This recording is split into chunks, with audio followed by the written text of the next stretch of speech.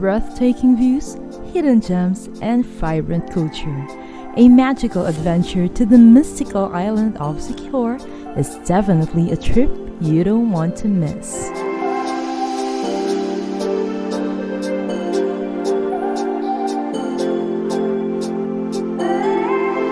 Like all our trips, I booked our flight in Cebu Pacific through the mobile app. I chose an early morning flight to catch the first ferry from Dumaguete to Siquijor. But lo and behold, our flight was delayed for more than an hour, despite the unexpected setback still holding the positive vibes in when we finally arrived in Dumaguete. From the airport, you may ride a tricycle or van to Dumaguete port. Of course, taking the van is a lot more expensive, but it's also a lot more comfortable too. You don't have to wait for other passengers to make the vehicle full, just ride and go. A so-called porter would assist you in Dumaguete port from carrying your bags to buying the tickets. Don't forget to give any amount of tip. Fares from Dumaguete port to Siquijor port range from 100 to 500 pesos depending on the ferry type and company. The first ferry trip is around 7 in the morning and the last trip is also around 7 in the evening. So here we are now in the Montenegro ferry. I don't know if it's because of the resentful waves or my lack of sleep or my empty stomach, but I lost count of how many times I threw up during the short island hop, so cut!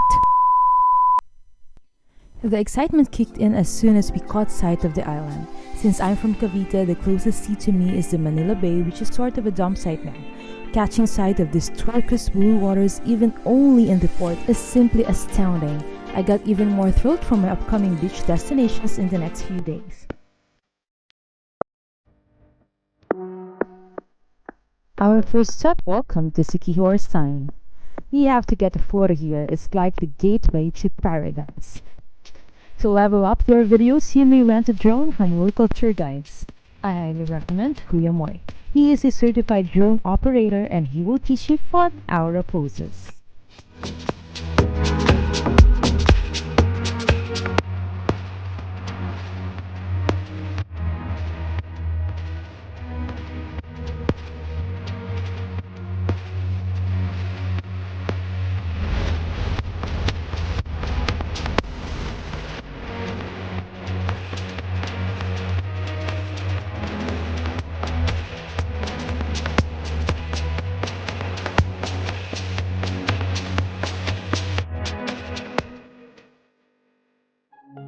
Next up, Bitogo Cliff. Entrance fee is 30 pesos per head. You have to walk for more than a minute to reach this view. If you're up for some adrenaline, this is the perfect spot for cliff diving, or just soaking in the scenery if you're like me. If you have no rented drone, you may avail of the human drone service with the locals for just 50 pesos.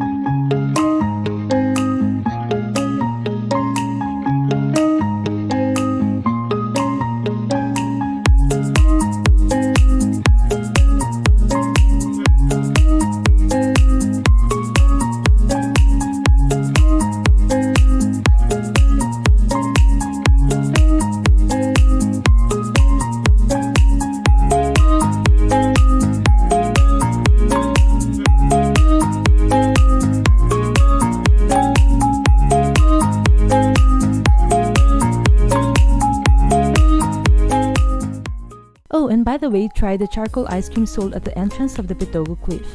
It may not be liked by everyone, but the flavor is truly one of a kind. I'll give it an 8 out of 10. We grabbed lunch at a local carinderia. You can't visit the Philippines without indulging in some authentic homemade Filipino dishes. Affordable and so delicious. The location is also a great alternative for the View Cafe, which is crowded all day long. After lunch, it's now time for the famous Cambogahay Falls. Crystal clear water, jungle vibes, and rope swings that will make you feel like a kid again. Prepare your legs and feet for the steep 130-step slippery stone staircase to the falls. Entrance fee is 20 pesos while Life Vest rental is 100 pesos each. Unlimited swing and bamboo float rental costs 50 pesos while table rental and tour guide photographer has no fixed price. Just give any amount of donation. I saw you from the distance. Hey you, can we talk? Hey you, I think you're my subsistence. Hey you, or am I wrong? After a full day of exploring, we went to Balay Pahuli to experience the famous traditional healing methods. It's such a peaceful place surrounded by nature, definitely the perfect spot to recharge. We tried tuob or fumigation, which is a ritual using ashes obtained only during Black Saturday, combined with a concoction of herbs which is believed to remove sickness and evil spells. We also requested the traditional massage or hilot and palm reading. To be frank, I wasn't much impressed with the palm reading since the statements were seemingly generic, but I give the tuob and hilot a 9 out of 10. There is no fixed price for their services, just give any amount of donation. Then we dropped by at the Book Cafe or Bukid Cafe, which is truly worth visiting since it has an overlooking view of the greenery and sea of Siquijor. It's best to visit during sunset, but beware because the place could be very crowded. We weren't able to get the proper seats, so we just left without trying any of their food and drinks. We ended day 1 with dinner at the Sunset Glamping Village. Watching the sunset while enjoying good food, total bliss.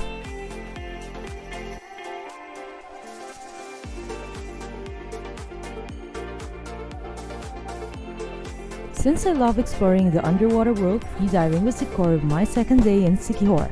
I booked my freediving activities at Tats Freediving. First dive spot is Sawang Point, where the Tats headquarters is also located. Sawang Point features vibrant and diverse corals and marine species.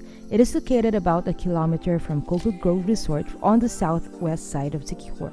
You may also swim in narrow swim-throughs, only allowing one diver to pass at a time.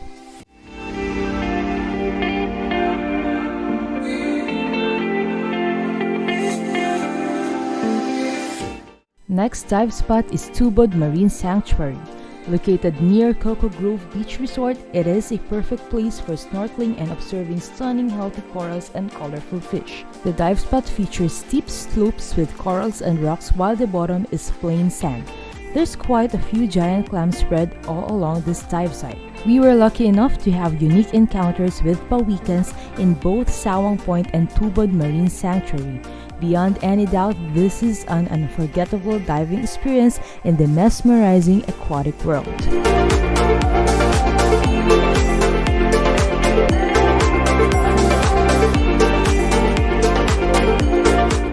You may send a message to the official Facebook page of Tats Freediving to know more about their rates and free diving packages. We had a quick lunch at the Tagbalayon restaurant. Since it's just early noon, we decided to embark on other tourist spots in the island. The old Baleta tree is a must visit. This 400-year-old tree is musical, and the fish spa would be fun, but a no-no for me. Entrance fee is just 20 pesos. Next is Hapitanan, where you could get creative flying broom shots like these. No entrance fee in this place, just give donations to the photographer. Then we dropped by at the Lazi Church and Convent, cultural landmarks that give you a glimpse into Siquijor's rich history. The architecture is stunning and so well preserved. The church is free entry, but the convent is 20 pesos.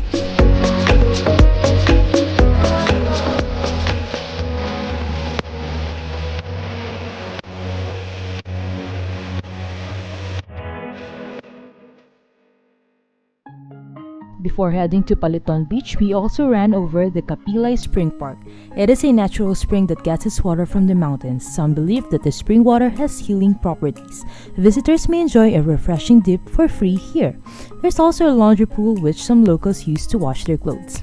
Paliton Beach is rated as one of the best beaches in Siquijor for its powdery white sands, palm tree fringed shoreline, and beautiful turquoise water, earning its nickname Little Boracay due to its similarity to the White Beach. And like Boracay, the Paliton Beach could also be very crowded, but still this is one of the Siquijor tourist spots that you do not want to miss. You may try the human drone swing and picture taking with the sand castle formation for 50 pesos each. The entrance fee for Paliton Beach is 20 pesos and it's open daily at all times.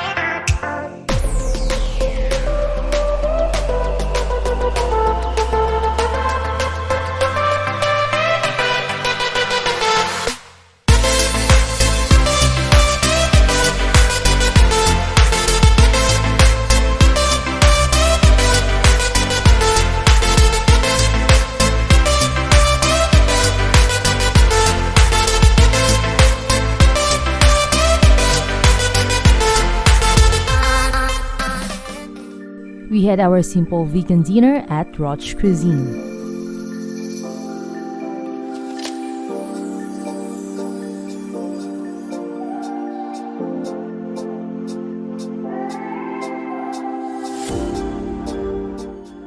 We kicked off day 3 with a drive through the Olang man-made forest.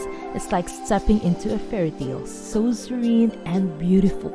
After a few more minutes of driving, we reached Salagdoong Beach, which is all about adventure. Whether you're into diving or just chilling on the shore, this spot is a must visit.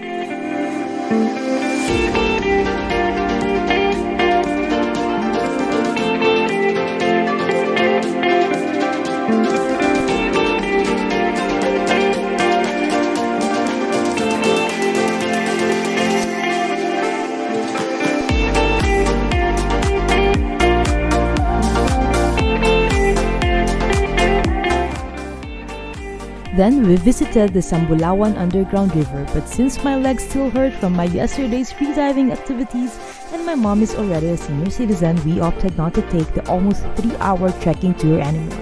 And to wrap things up, we visited Balas Balas Beach, a hidden haven where you can just sit back, relax, and soak up the last bit of Siquijor's beauty.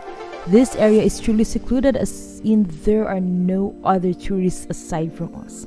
Our tour guide Kuya Robert did us a big favor by preparing our lunch. The main dish? Sea urchins. It was so fresh and yummy. This seafood is very expensive in Manila and on the contrary, very cheap here in Siquijor.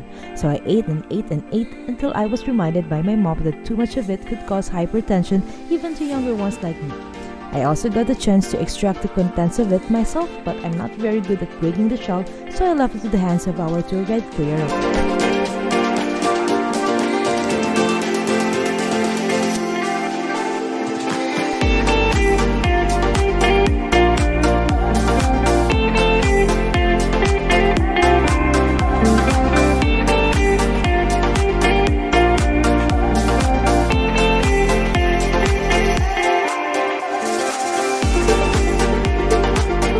With our hearts full and our cameras loaded with memories, it was time to head back home.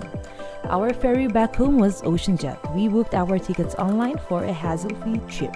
It was more organized than the first ferry we took, and thankfully, waves were not as ferocious as before. If you're planning your own trip, I hope this itinerary helps you explore the best of what the island has to offer.